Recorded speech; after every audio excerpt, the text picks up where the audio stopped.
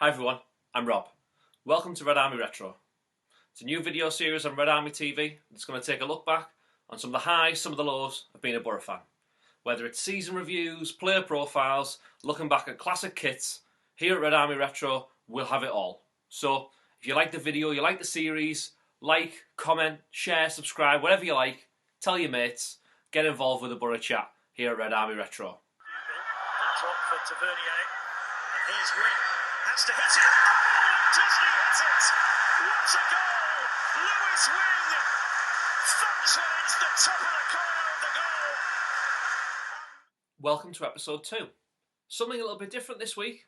We're just going to look at two kits, a home shirt and an away shirt, both from the 2018-2019 season when Boro rejoined with Danish kit makers Hummel. Now, the special thing about Boro and Hummel is that they previously produced our kits in the 1986-1987 season. I'm sure you're all aware of that story where Boro almost were liquidated, almost went out of business, but we were saved by a local consortium who enabled us to compete in the 3rd division. Over that period of time, lots and lots of things changed in the club. One of the things that changed was Hummel producing Boro shirts. So in that 1986-1987 season, Boro wore a red Hummel shirt with a white band across the centre. The white band obviously being introduced in the 1970s. So, with Hummel rejoining Boro, we expected something nostalgic, something vintage, maybe something that even harked back to that 1986 season, and we definitely were disappointed. Before we start talking about the Boro shirts, a little bit of history about Hummel. Now, as a little bit of a kit aficionado, a little bit of a kit collector that I'm trying to be at the moment, I do like certain brands. You've got your Adidas, you've got your Nike, you've got your Puma. Now, a lot of those teams use templates, and those templates are used for any team. And Boro themselves have suffered a little bit with that during our deal with Adidas. We had very repetitive shirts that we could see all across Europe, all across the world. Now, with a maker like Area, as you can see behind me, a lot of the shirts were bespoke. They were made for us. Now, Hummel are a similar brand. Yes, they do use some templates for some of their teams, but they've got a great design tradition.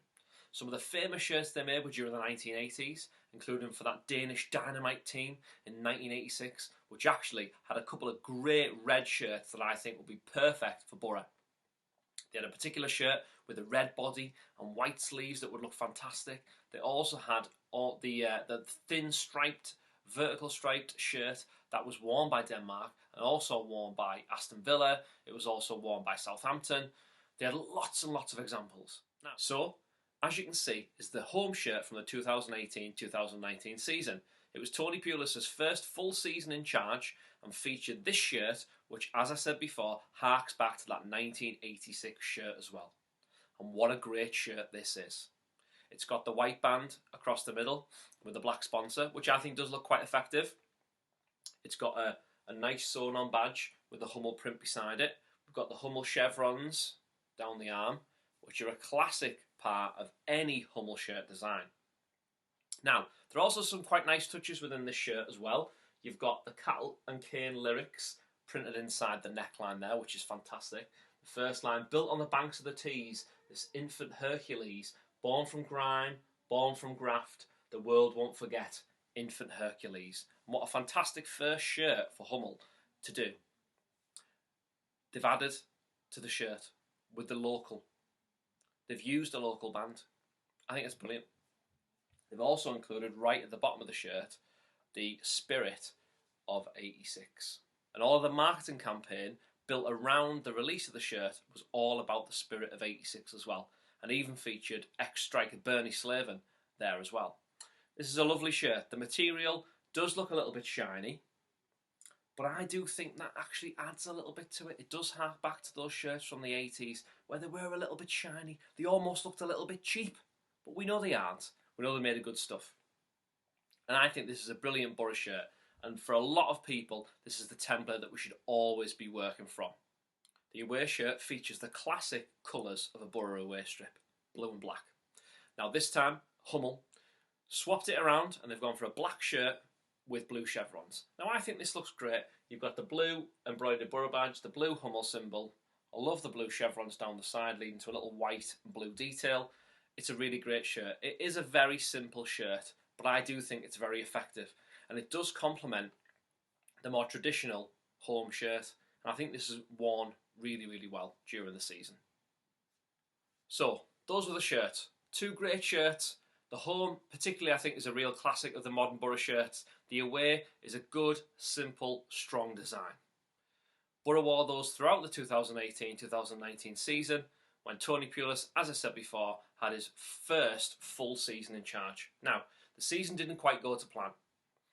Every month we seemed to drop one place down the league. Our form never really picked up. We never really had the class that we had in the season before, with Ben Gibson, Patrick Bamford and Adama Traore. Unfortunately for us, we did miss out on the playoff spots and ended up in 7th place. Not a great return for Pulis, despite the money that he'd invested in the squad. Pulis obviously left at the end of the season, and we did get another Hummel design to welcome Jonathan Woodgate as the new manager. That Hummel design did feature a little bit of a tribute to another 1980s shirt, but I think we'll save that one for another episode as well. So, thanks very much for listening. If you want to like, share, subscribe, go onto the Boro Red Army channel on Facebook, on Instagram, on Twitter. Like, share, subscribe, tell your friends. You can check it out on the Boro Mag Instagram and the Boro Mag Twitter as well. And you may even read about some kits in Boro Mag in future episodes.